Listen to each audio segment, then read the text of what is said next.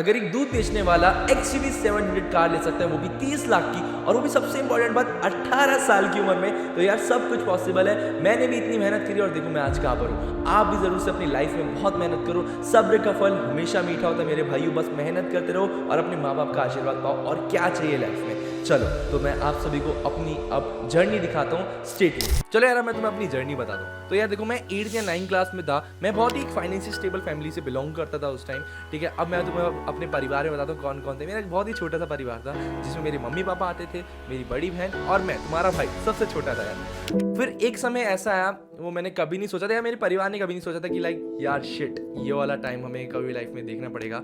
वो टाइम था, गेस करो, सबको पता ही होगा, कोरोना का टाइम। वो ऐसा एक टाइम था जिस टाइम हमारी फैमिली का डाउनफॉल स्टार्ट हुआ। अब मेरे परिवार में सिर्फ कमाने वाले सिर्फ मेरे पापा थे। एंड अनफॉर्चुनेटली यार, उसी साल, कोरोना के साल पे ही पापा का जॉब से रिटायरमेंट मिल गई। एंड अब कमाने के लिए घर में कोई था नहीं, ठीक है। एंड यार उनकी भी क्या गलती भाई, वो 60 साल के हो गए थे। ये एक उम्र, ऐसी एक उम्र आती है ना, जो बोलते हैं ना अपने पेरेंट्स की, ऐसी उम्र आती है कि लाइक बस यार अब उनको रेस्ट करना चाहिए, उनके बच्चों को कमाना चाहिए। वो टाइम एक ऐसा टाइम आ गया था, लाइक मेरे को भी दिमाग में बहुत बैठ गया था कि लाइक पापा को आराम करना चाहिए यार, मैं क्या कर रहा हूँ। लेकिन यार मैं भी क्या करता, मैं 14-15 साल का बच्चा था उस टाइम, 10th क्लास में, जो कि सिर्फ पढ़ाई कर रहा था और अपने क्रिकेटर बनने के सपने पूरे कर रहा था। लेकिन यार मेरे पापा हार मानने वालों में से नहीं थे। उन्होंने एक जगह काम भी किया, 1.5 साल काम किया था पापा ने, क्योंकि यार वो देखो, ऐसा तो कोई हार्ड वाला काम तो मैं कर नहीं सकते थे, लाइक मशीन उठाना या कुछ हैवी लोड उठाना, ऐसा तो वो काम नहीं कर सकते थे। लेकिन उन्होंने एक जगह काम किया जहाँ पर उन्होंने 1.5 साल काम किया था। लेकिन यार 1.5 साल की उनके जो तनख्वाह होती है ना, जो सैलरी होती है, वो उन्हें 1.5 साल की सैलरी नहीं मिली। अब मेरी 10th तो कैसे ना कैसे करके धीरे धीरे क्लियर हो गई। मैं कैसे ना कैसे करके अपनी 10th तो क्लियर कर ली भाई। जब मैं 11th में आया तो मैं एक कॉन्वेंट स्कूल में पढ़ता था, एक अच्छे स्कूल में पढ़ता था, लेकिन मुझे वहाँ से शिफ्ट होना पड़ा एक विलेज साइड स्कूल में, ठीक है। ड्यू टू फाइनेंशियल प्रॉब्लम मैंने एक जगह से दूसरी जगह शिफ्ट करा। तो यार पापा वो हार मान चुके थे, क्योंकि यार 1.5 साल की मेहनत की उन्हें सैलरी नहीं मिली थी। हर महीने की सोचो यार, 1.5 साल लगातार 15 महीने की सैलरी उन्हें नहीं मिली। 15 साल उन्होंने मेहनत करी। अब वो वापस से घर पे आते हैं। घर पे मैं, मेरी दीदी और मम्मी बैठी हुई थी। तो पापा ने सीधा एक डिसीजन लिया। पापा ने बोला कल से मैं ऑटो रिक्शा चलाने वाला हूँ। एंड एकदम से मम्मी रोना चालू कर दी। मैं और मेरी दीदी, ऑफकोर्स यार पूरा परिवार सैड था बहुत ज़्यादा कि यार ये क्या हो रहा है, कि एक आदमी जिसने इतनी मेहनत करी और ऊपर से 60 साल की अब उम्र है, अब वो ऑटो चलाएंगे। तो यार मैंने उसी टाइम, उसी दिन ठान लिया था कि यार अब मैं हार नहीं मानने वाला हूँ। मुझे कुछ ना कुछ तो कहीं ना कुछ तो करना ही पड़ेगा। तो मैं अपने दोस्त के पास गया। मैंने अपने दोस्त को सारी बातें बताई। तो मेरे दोस्त के भाई की दूध की डेयरी थी, तो उन्होंने मेरे को उनसे इंट्रोड्यूस करा। थोड़ी बातचीत बढ़ाई हमने वहाँ पर। तो उन्होंने मुझे वहाँ पर काम दिया, नौकरी दी। तो गाइज़, ये मेरे चिंटू भैया जी हैं, जिन्होंने उस टाइम मेरे को काम पे रखा था जब बहुत ज़्यादा दिक्कत आ गई थी पैसों की घर में। तो मैं जॉब ढूंढ रहा था, कोई जगह मिल जाए, बट कोई जॉब तो देखो नहीं मिल पाती उस एज में। तो ये मेरे दोस्त के घर के जस्ट सामने ही है इनकी दुकान। तो एक बार मैं ऐसे ही आया था, तो मैंने इन्हें हंसी मजाक में पूछ लिया था कि कोई काम है क्या। तो इन्होंने वो ये दूध का बताया था मेरे को कि लाइक घरों में दूध देने जाना पड़ता है सुबह और शाम के टाइम। तो इनके पास एक लड़का था वो, लेकिन वो चला गया था काम से। तो फिर उसके बाद मैंने इनसे बात करी थी कि क्या मैं आ सकता हूँ करके, कि आप मेरे को रख लोगे काम पे। तो इन्होंने मेरे को उस टाइम चिंटू भैया की 6,000 की तनख्वाह थी। 6,000 की तनख्वाह पे चिंटू भैया जी ने हमको काम पे रखा था। बाकी चिंटू भैया जी कुछ बोलना है आपको? ये कहना चाहूँगा, लड़का मेरे पास आया, काम मांगने के लिए आया था। जब दिक्कत थी थोड़ी सी घर में बाइक में, मैंने भी जरूरत नहीं दी इतनी, और मैंने रख लिया भाई को। भाई मेहनती बहुत था, तब बहुत मेहनत करी, अपना काम करा। अब भाई की मेहनत ठीक है, बढ़िया काम चल रहा है। तो मैंने उनके वहाँ पर कुछ महीने तक काम किया था। मैं स्कूल भी जाता था, देखो यार ऑफकोर्स स्कूल भी जाना होता था, तो मैं घर पे नहीं बताता था। मैं घर से कुछ टाइम पहले निकलता था, बोलता था क्रिकेट खेलने जाना, क्योंकि मैं क्रिकेट में बहुत ही अच्छा था। देखो मैं स्टेट प्लेयर भी हूँ क्रिकेट में, तो मैं क्रिकेट बहुत ही अच्छा खेलता था। तो मैं क्रिकेट के बहाने बोल देता था मेरा सुबह मैच है, लाइक स्कूल के टाइम 8 बजे है, तो मैं 4-5 बजे निकल रहा हूँ और मैं दूध की डेयरी में वहाँ काम करने जा रहा हूँ। फिर कभी कभी स्कूल से आने के बाद बोल देता था कि लाइक ट्यूशन जाना है, मैच खेलने जाना है, तो मैं वहाँ पर दूध बेचने चला जाता था, ठीक है। तो बहुत ही हार्ड वर्किंग टाइम था उसमें, बहुत मतलब क्या बताऊँ मैं तुम लोगों को यार।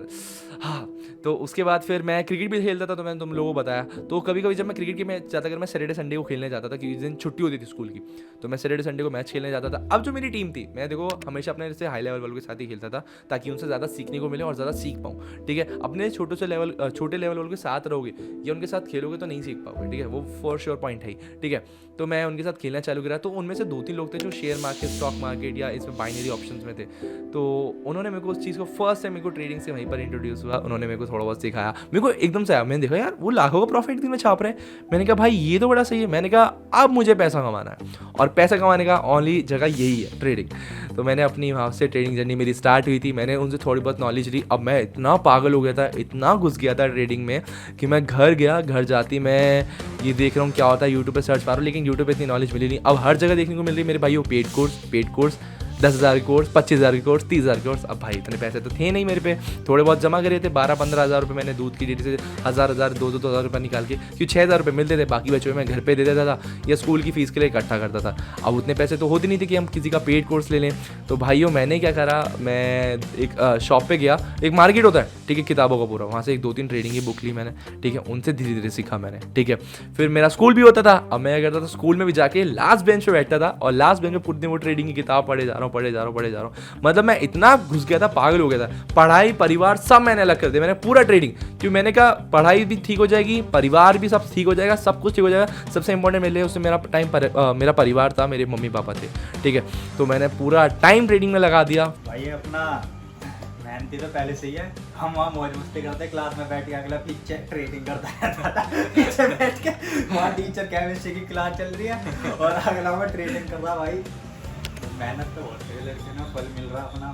या फिर मेरे को आज भी याद है, मेरा first investment was in Binomo. 350 रुपये का इन्वेस्टमेंट था, मैंने वो लगाया एंड मेरा लॉस हो गया। वहाँ पर मैं हार मान गया, मेरी घबराहट पड़ गई एकदम से, क्योंकि 350 रुपये भाई बहुत बड़ी बात होती है मेरे लिए, बहुत बड़ी बात। मैंने एकदम से पागल हो गया, मैंने कहा क्या हो गया। मैंने अपने आप को शांत किया, ठीक है। फिर मैंने वापस से अराउंड, झूठ ना बोलूँ तो यार 20-30 हज़ार रुपये का लॉस कर दिया। अब तुम बोलोगे 20-30 हज़ार रुपये कहाँ से है भाई? मैं देखो बैकअप पे एडिटिंग वर्क भी करता था, बहुत काम किया, दूध बेचने का भी काम करता था, मैं क्रिकेट फील्ड में भी काम करता था, एम्पायरिंग का। तो मैं आधे पैसे घर पे देता था, आधे पैसे हमेशा अपने पास रखता था, क्योंकि आधे पैसों से मैं अपनी सैलरी भर लेता था, और आधे पैसे लाइक घर पे दूध आ रहा है या फिर मम्मी को कोई सब्जी वब्जी लानी घर से, है ना, कुछ भी, तो उसके लिए अलग से पैसे रखता था। तो भाई मैंने वहाँ से पैसे इकट्ठे किए थे, मेरे 20-30 हज़ार रुपये पूरे लॉस जो गए। फिर मैंने सोचा भाई नहीं, ये टाइम ऐसा है, मुझे रुक जाना चाहिए, मुझे पहले चीज़ें सीखनी चाहिए अच्छी तरीके से। तो मैंने proper money management, technical analysis, हर चीज़ सीखी। मेरे को सालों लग गए सीखने में, ऐसी बात नहीं है। मैं डेली पढ़ता लिखता था, क्रिकेट भी खेलता था और ये भी सीखता था। धीरे धीरे मैंने करके सीखा। 1-1.5 साल बीत गया, 2 साल बीत गया। अब एक टाइम ऐसा आया, मैं घर गया, स्कूल से जस्ट पहुंचा, मैंने देखा मेरी मम्मी रो रही है, बहुत तेज़ रो रही है। मेरे को 1.5-2 साल हो गया था ट्रेनिंग सीखने के बाद। उसके बाद ये हुआ था, मम्मी बहुत तेज़ रो रही है। मैं मम्मी के पास बैठा, क्या हुआ? मम्मी रोते बोली कि शायद एक ऐसा टाइम आ सकता है, शायद वो टाइम आ चुका है कि हमें अपना घर बेचना पड़ेगा, शायद हमारे सिर पे से हमारी छत जाने वाली है। एंड आई वॉज लाइक, अब एक ही चीज़ तो बची थी, वो भी अगर हाथ से चलेगी तो क्या ही बचेगा। मैंने उसी टाइम 5-6 हज़ार रुपये इकट्ठा कैसे किए थे मुझे पता है, मैं तुम्हें बताता हूँ कैसे। 1,000-2,000 मेरे पड़े थे, 2-3 हज़ार मैंने मम्मी से, क्या आज तक मैंने किताब के नाम पे लेके चोरी किए थे ठीक है, वो मैंने इन्वेस्ट किए। मैंने अराउंड 6,500 रुपये इन्वेस्ट किए थे, और एक रात के अंदर मैंने 50,000 रुपये का प्रॉफिट करा। 50,000 रुपये का। मैं रात भर नहीं सोया, रात के, मैं मतलब शाम के 6 बजे ट्रेडिंग स्टार्ट करी थी, रात के 1:30 बजे ट्रेडिंग खत्म हुई मेरी।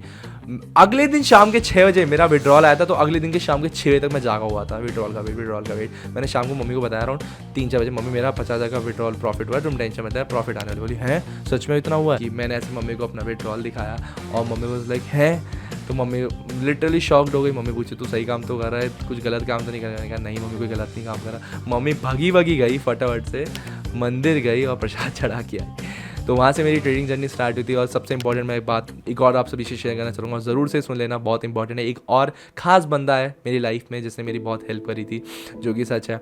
उसके बाद से कुछ 6-7 महीने बीत गए थे, मैंने करीब 1 लाख रुपये इकट्ठा किए थे। मैं धीरे धीरे ज़्यादा रिस्क नहीं लेता था, तो 1 लाख रुपये जब मैंने इकट्ठा किए थे, तो एक टाइम ऐसा है मैं अपने दोस्तों के साथ बाहर था, मेरा फ़ोन साइलेंट था, मेरे को जस्ट मैंने देखा 5-6 कॉल आए हुए हैं। तो मैंने एक कॉल उठाया अपनी मौसी का, तो मौसी एकदम से बोलती है कि पापा की तबीयत कैसी है?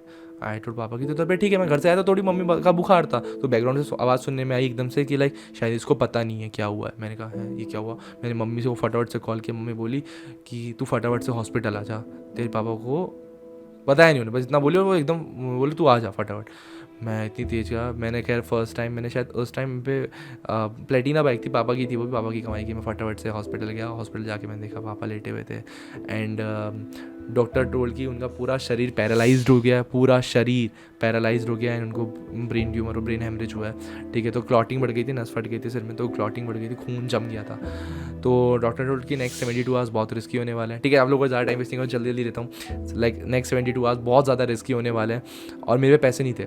एक दिन का ICU का खर्चा था 40-50 हज़ार रुपये कुछ था, और इंजेक्शन वगैरह का भी बहुत, और लाइक हर चीज़ों का खर्चा बहुत ज़्यादा आ रहा था, 1-1.5-2 लाख ऐसे कुछ खर्चा था। तो अब मेरे पे उतने पैसे तो थे नहीं। तो भाई मेरे पास एक बंदा था, उसका नाम है पूरब डड्डा, पूरब भैया, मैं भैया बोलता हूँ क्योंकि he earn my respect as always, for always, हमेशा के लिए। तो उनसे उस टाइम मैंने एक कॉल किया, मैंने ऐसे बताया कि वैसे मेरे पापा की तबीयत ख़राब है। उन्होंने बोला मैं कुछ करता हूँ। 24 साल बीते, 48 आवर्स हुए, डॉक्टर ने रिपोर्ट ली कि ये आया है, क्लॉटिंग रुकी नहीं। तो मैं घर पे था, मम्मी को कॉल आया, गुड्डू पैसे नहीं, यहाँ पर पैसे मांग रहे हैं यहाँ पर कि लाइक पैसे चाहिए। तो मैंने कहा मम्मी टेंशन मत लो, अभी विड्रॉल मार दो, कंपनी से एडवांस में पैसे देता हूँ, कंपनी भेज देगी। मैंने ऐसा करके बोला था, बट कंपनी एडवांस में तो भेजती नहीं मेरे भाइयों। तो अब मैंने फटाफट से उसी टाइम बस आधा घंटे बाद पूरे भैया का कॉल आया, ही टोल्ड मी चेक कर जरा तेरे को पैसे भेजा। देखा मैंने, नोटिफिकेशन चेक करी, 1,98,000, 99,000, 1 लाख, ऐसे करके मेरे भैया ने मेरे को इतने सारे पैसे भेजे। एंड उस पैसों से मैंने फिर फाइनली पापा का सब कुछ ठीक हो गया, पापा ठीक हो गए थे। 72 आवर्स बाद उनकी क्लॉटिंग रुक गई थी।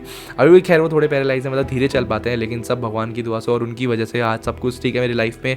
तो ये है मेरी जर्नी, मैंने कैसे कैसे हार्ड वर्क भी भाई बहुत किया है। ऐसी बातें वो मेरे से ज़रूर आप लोगों ने बहुत ज़्यादा हार्ड वर्क किया होगा। बस यही कहना चाहूँगा, लाइफ हार मत मानना। और ये बुरा वक्त ऐसा वक्त होता है जिस टाइम आपको पता चलता है कि कौन आपके साथ खड़ा है, कौन आपके साथ नहीं है, ठीक है। और सबसे इंपॉर्टेंट बात, जो आपके साथ ऐसे बुरे वक्त में खड़ा हो उसके लिए आप हमेशा खड़े रहो, वो आपके लिए भगवान है। और मेरे पूरे भैया मेरे भगवान है, सीधी बात भाई। तो उन्होंने मेरे को उस टाइम बहुत हेल्प करी थी, तो मैं आज भी उनके लिए हमेशा खड़ा हूँ। और सबसे इंपॉर्टेंट बात भाई, कभी बस हार मत मानना। मैंने कभी भी लाइफ में हार नहीं मानी, ऐसे ही आगे बढ़े जा रहा हूँ। आप भी ऐसी लाइफ में आगे बढ़े जाना, स्टे ट्यून। और उसके अलावा अगर कोर्स की बात की जाए, जैसे मैंने बोला कि मेरे को पेड कोर्स बेचा गया था, तो तुम्हारे भाई का फ्री कोर्स आ चुका है टेलीग्राम चैनल पे। यार देखो, मेरी तो हैसियत नहीं थी देखो उस टाइम, तो मैं समझता हूँ कि लाइक और लोग भी शायद नहीं खरीद पा रहे, जैसे मैं उस टाइम पेड कोर्स नहीं खरीद पा रहा था, और लोग भी नहीं खरीद पा रहे होंगे। तो आप सभी के लिए मैं फ्री कोर्स लेके आ चुका हूँ अपने टेलीग्राम चैनल पे। जाओ जल्दी से टेलीग्राम चैनल ज्वाइन करो और फ्री कोर्स से जल्द से जल्द अपनी ट्रेडिंग जर्नी स्टार्ट करो। मिलते हैं जल्दी, थैंक यू सो मच, मिलते हैं जल्दी, बाय बाय।